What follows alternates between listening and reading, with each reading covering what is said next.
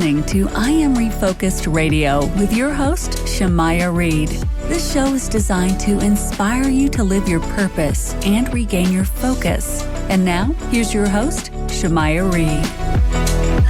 Hey, welcome to I Am Refocused Radio. Man, we are here once again, just like any other time.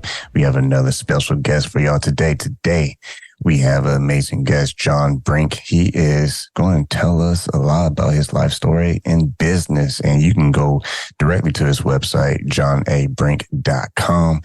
And we're going to learn everything about his entrepreneurship. He's been doing this for a good while. He has many books that you can check out. But first and foremost, I want to say, John, welcome to the show. How you doing this day, man? I'm doing well, Jeremiah. I hope you're doing the same. Where are you located? I'm here in San Antonio, Texas, man. Oh, my goodness. It's hot there, I presume. Yeah, I mean, it's fall, but it feels like summer still. So I guess we're just, the new sunshine state, if you will. Exactly. So, man, all about you today, man. Tell us a little bit about yourself, and that way we get a little bit more better idea of who John Brink is. Okay, that sounds good, Shemaya. I'm located right now in Prince George, British Columbia. That is in British Columbia, Canada. It's about 500 miles north of Vancouver. I was born in 1940 in Holland, northeastern Holland, in fact.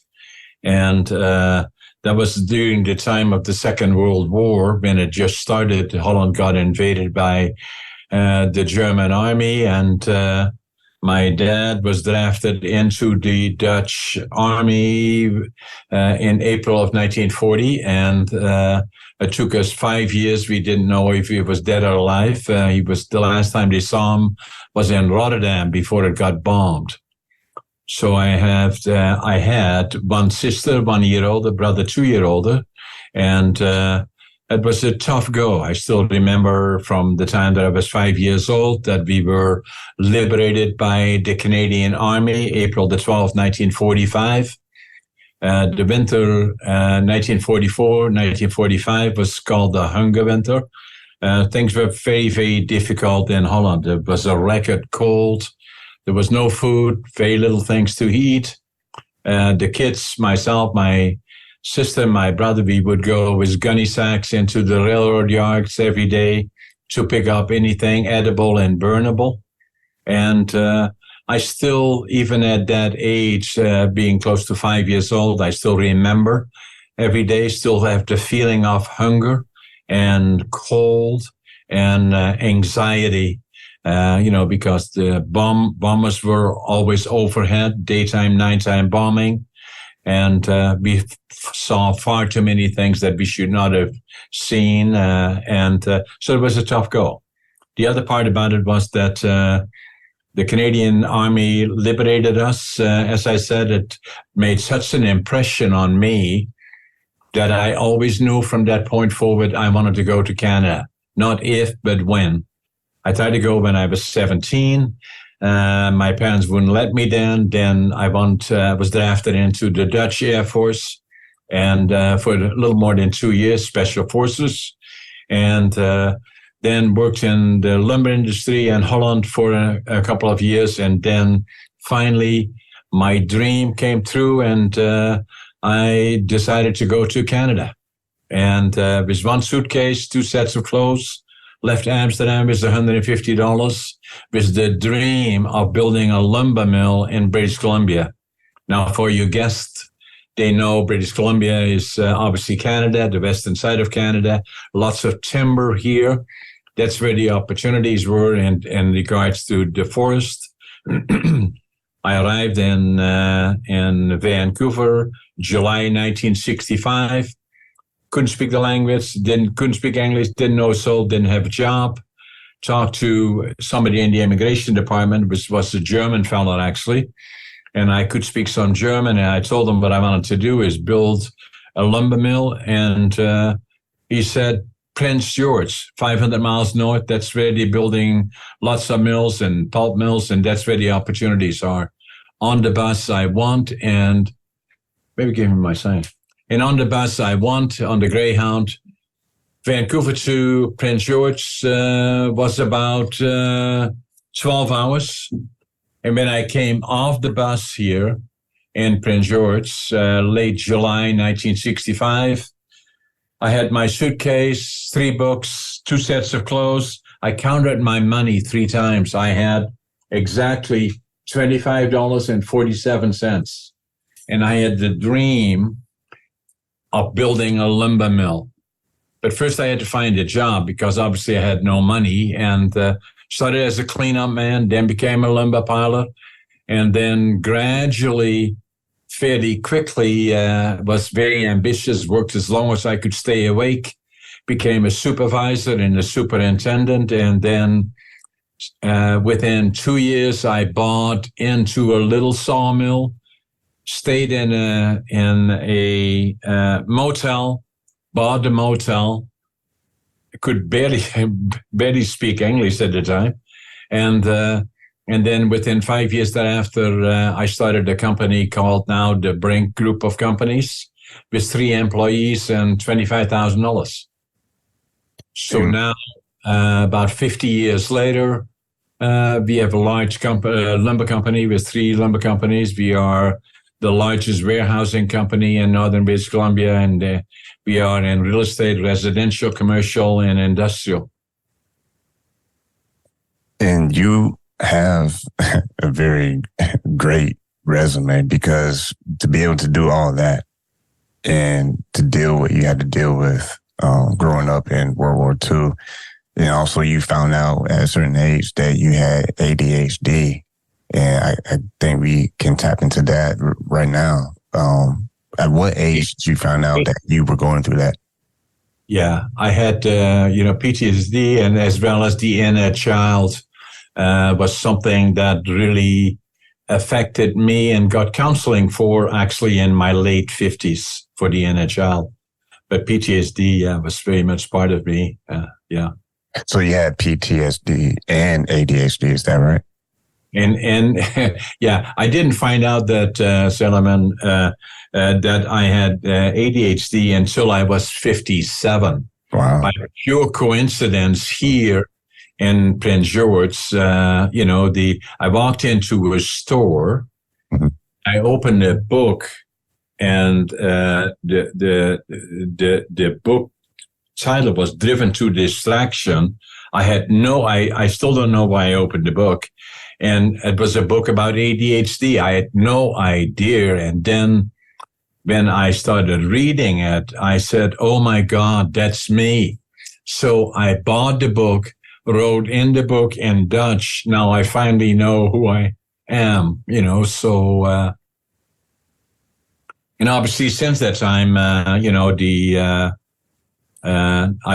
it took me a long time before I recognized it, because it kind of looked like a mental defect, and was a stigma about it, obviously, and it took me time to kind of figure it out. But the longer I kept checking out and Google what it was all about and reading the books about it, it took me 5 years before I even told my own doctor about it, who had delivered our 2 daughters, and who was a personal friend. That I walked into his office, and he said, why are you here? I said, I think I have ADHD. I was 62 then.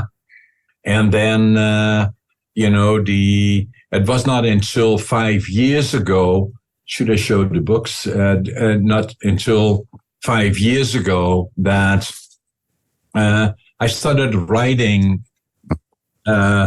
about a different number of ideas, but including, I started writing this one here, Against All Odds. And it's a book that a lot of people said to me, you have an interesting life. You should write a book about it. So it took me 80 years to live it, 20 years to think about it, 2 years to write it. Very popular book, actually. It's audio as well. And then about 3 years ago, I'm also a professional speaker. I spoke on the topic of ADHD, PTSD, the inner child, and a number of other issues that you encounter along the way. And I felt, especially about ADHD, I had to write a book about it. And I did write this one, ADHD Unlocked. Mm-hmm. And it's a book written by somebody that has ADHD, myself. So you can open it anywhere, go anywhere, either back or forward. But gradually, it is pretty much written from the perspective of somebody that has ADHD. I call it a superpower. And I've done a lot of stuff, obviously building companies and, and obviously being a professional speaker, writing books, podcasting, probably one of the most active podcasters in Canada, if not North America. And globally, I could not have done that if it were not for ADHD. And in addition to that, it's about 10 different companies. The reason that I give you all that is not to say, oh my God, that guy is very smart or very important. It simply makes the point that with the inner child issues from the time of the war, PTSD, in addition to all of that, ADHD, that it was ADHD that helped me being able to succeed and doing a whole lot of things that I normally without that could not have done. Once again, listen, I Am Refocused Radio, talking to our guest today, John Brink. You can go visit his website, johnabrink.com.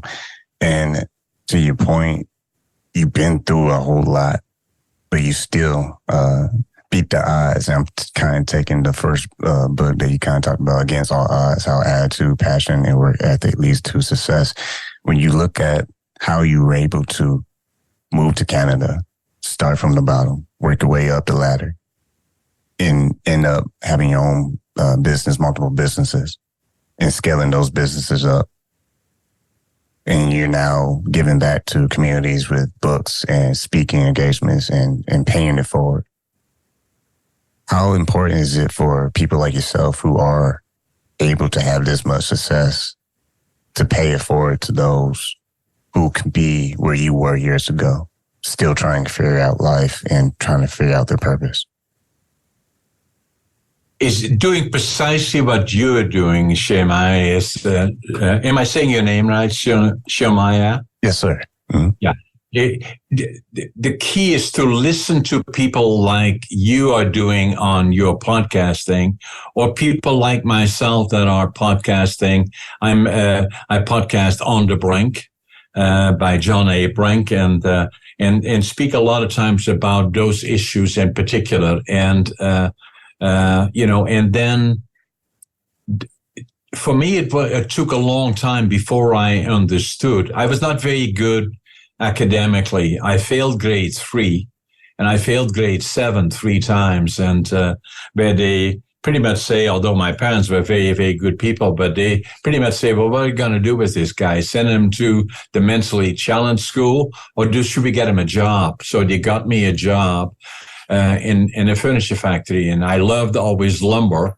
And so in the evenings, I went to school or to the college to become a furniture maker, and then and then during the daytime, I worked in the factory. So, but I did not feel very good about myself. I thought a lot of my friends had gone on to college and to university, that I became a laborer, and I say that with caution because I think you can be proud of being a laborer, but in my case, it was kind of looked at from, I had failed. And so I wanted to start all over again, go to Canada.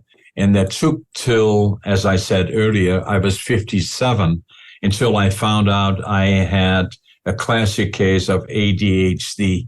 And it was unfortunate in a way. It took that long to figure it out, but it became much clearer from that point forward. And so from the time I was virtually 65, although I had already been successful in business because of ADHD, that I likely that I did not know I had, already had the energy and the ability to be very thoughtful and very effective in a lot of things that I did because of ADHD. But it was not until in my early 60s really that I found out ADHD was my foundation, and things became different then from that point forward in my life. So what I'm usually saying to people now more than ever before, the shame is gone from my perspective. I'm proud of who I am. I believe ADHD is a superpower, and once you understand it and you make it work for you, is then it can unlock a number of abilities that you otherwise would not be able to explore. So I like to share that with people. And the younger people are that are affected by it, I believe a lot of people believe that is maybe 8% of the population that have ADHD. I believe it's more like 20% or higher. And so to share that with people and to feel positive about it, to me, is very, very important. It's not a disorder. It's a superpower. And when you speak of that superpower, you were able to find a space in the market that you chose to build your brand and build your business. Show or take us back, the audience, and kind of tell us what were the steps that you had to take early on that built your solid foundation for your business to scale. Well, it was very difficult to get it off the ground because, to build a business, a lumber business in particular, with very little money, is very, very difficult. I had the right ideas, but so I did a business plan, throw off at every single bank in town. Everybody turned me down.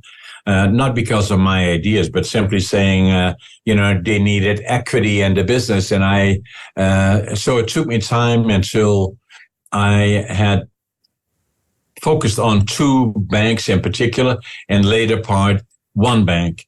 And I probably had been there 12 times already, adjusting my business plan, which was basically lending $25,000. I had already rented a building. I already had a total plan, kept adjusting everything until the 12th time that I came to the bank, always being very careful not to be too much pressure, but always looking at how can I improve that business plan. And I still remember like yesterday that now more than 50 years ago, that the loan officer went to the manager that was sitting about 3 or 4 different booths away from where we were. And again, I was looking for the 25,000, and I heard him all the way from in a distance saying, give him the money, give him the money. And so that kind of got it off the ground. But that was only the start of it, but then I had the money to start the company with 3 employees, work as long as I could physically stay awake, and to build the company from the ground up. What I had is a passion, the work ethic. I worked hard, and then the other thing that I always say is that the foundation for me is attitude. I'm always positive, or look always at the positive side. I avoid negative. Passion. Obviously, I was passionate about the lumber business, getting it off the ground. And then work ethic. I work harder than anybody else as long as I can stay awake. And even today, at nearly 83 years old, I probably still work 50, 60 hours a week. And, and I still have that passion. I get up at 5:30 in the morning. I always make my bed, and I always think I'm late. And, so it is believing in what you do, stay the course, never give up. And even when things get difficult on the way, that's why I wrote this book. against all odds. It's not about hurrah, hurrah, John, but all the challenges along the way, and then succeeding and gaining more experience along the way, but staying the course, never give up. And speaking of staying the course, when you're the CEO, you're the one that's calling the shots, you're leading the way, re-emphasizing the vision and the values. Every business has their ups and downs. When things got challenging for you and your team, what was some of the things or one thing that you did to remind them the vision and the main focus of the company's mission statement? Well, the key is you can't do it alone. You need a team of people around you, and to then make sure that, there are challenges even now as we speak, not only in our business, but throughout North America. Businesses have gone through a difficult period. COVID is one, inflation is another one, interest rates and all those things. But we stay the course, and they see if I'm positive, my employees are positive, because they know that we will find a way of staying there because we've seen it all before. We've done it all before. I think next year is my 50th year of having 10 different companies, and we're still successful even as we speak. When you share your story of overcoming ADHD and dealing with PTSD, when you see how there are other people who could be going through this, someone listening right now, everyone's story is different. Everyone has different circumstances. Based on your own personal experience, what were some of the things that you did for yourself when you were having rough times and rough moments dealing with those two things, ADHD and PTSD? ADHD, I kind of never knew that I had it. And unfortunately, for a long time, even already at the time that I was successful, up to the time into my 60s, I didn't know. I still felt that I was a failure until I read, then I became aware of that it was ADHD. I still thought about my time in Holland, that I had failed. And even here, I didn't feel that my business, everybody said, oh, you're so successful. I didn't feel that way until I reconciled it with myself, that a lot of that, what happened in the past was, the ADHD, and started to understand it, and then felt that I had an obligation to share that with others that potentially would go through it, not as long as I did, hopefully, until they were in their 70s or in the late 60s. But the sooner they know, the better. In terms of PTSD, through counseling, I got to understand that the one that I did not understand at one point in our lives, between my wife and myself, we had some issues. We still happily married many, many years later, but we were getting counseling, and the counsel suggested that to her and me, that he maybe spent some time with me because he thought that I was still at unresolved issues from the war, and that it was the inner child. And for those, most people understand what it refers to, but since there was only one parent, my dad, we didn't know if he was dead or alive. And so, and during the war years, when things are so difficult and there are so many challenges, that the caregiver then was my mother, and the fear of losing her relates to the inner child. The little boy was still there until I got counseling for it, and very emotional, but it was very helpful in getting me over that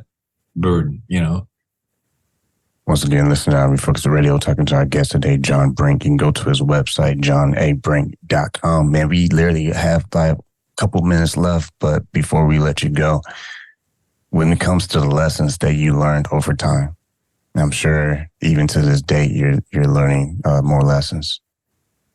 Absolutely. What's one principle that, or if you have more, that's fine, that you keep close to your heart to keep your North Star pointing you in the right direction?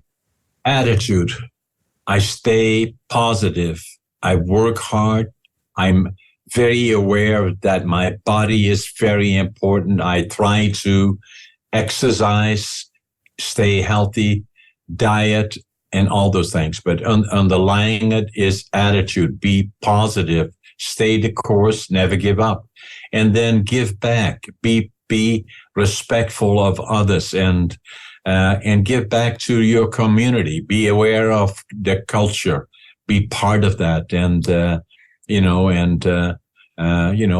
but never give up and count yourself lucky and fortunate. If by circumstances you have the energy, you have been successful, help others that need help, And so to me, that would be the message. Stay positive, avoid negative, and stay the course and never give up. You mentioned earlier that you have a podcast that people can tune into as well on the Brink. You can go to your website, jonabrink.com. If someone's listening to this right now, what's the best call to action that they can do for you to support what you're doing? But it's the best? Yes. The best, I didn't get that last one. Oh, I'm saying for our listeners out there, what's the best call to action that you would want them to follow up with to support you? This is another book that I've done, is Finding Your Passion, Living the Dream. And it's another book that came out about a month ago. It's on audio, and it kind of explains my view on finding, in particular, a lot of people, that don't like their jobs and are not happy with what they are doing, is find that passion and change your world, and then living the dream. And if you ask me, are you living the dream? I sure am. Once again, I want to say thanks to you, John, for taking time talking to us. People can go visit your website. Once again, that is jonabrink.com. You can get your books. Just go to the books tab and find all the ones that are currently, like you said, one from back in July that you released is available on Amazon. That's Finding Your Passion, Living the Dream. Again, John, thank you for your time. Thanks, Shemaiah. Take care.